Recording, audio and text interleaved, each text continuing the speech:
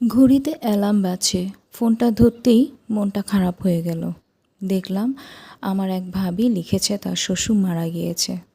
দেখেই মনটা খারাপ হয়ে গেল। আচ্ছা, মানুষ কেন মারা যায়? এটাই জগতের নিয়ম। মানুষ মরে যাবে, কেউ কারো জন্য অপেক্ষা করবে না, সময় তার গতিতেই চলবে।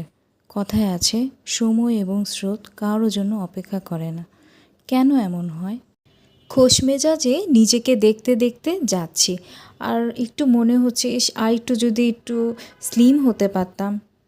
কিন্তু ভাই, আজকের রাস্তার যে অবস্থা, জ্যাম আর জ্যাম। শনিবার, কিন্তু এত জ্যাম কেন ভাই?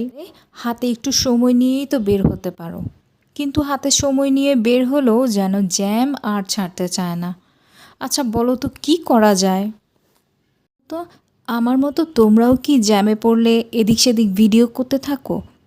আমার তো ভাই ভিডিও করতে অনেক ভালো লাগে। কমেন্ট করে জানাও কার কেমন লাগে। আচ্ছা, এই ভিডিওটা এ পর্যন্তই। বারান্দায় সুন্দর একটা আবহাওয়া দেখতে দেখতে তোমাদের সাথে কথাগুলো শেয়ার করছি। দেখো, আমার ছেলেকে বললাম, বাবা আয় তুই আর আমি ভিডিও করি, কিন্তু সে দেখো কি করছে। দেখো দেখো সে কি করছে। দেখো, দুষ্ট ছেলে আমার। কিন্তু না, আমার ছেলেটা অনেক লক্ষ্মী একটা ছেলে। জানো, ও মাকে অনেক অনেক ভালোবাসে, আর আমিও আমার ছেলেটাকে অনেক ভালোবাসি।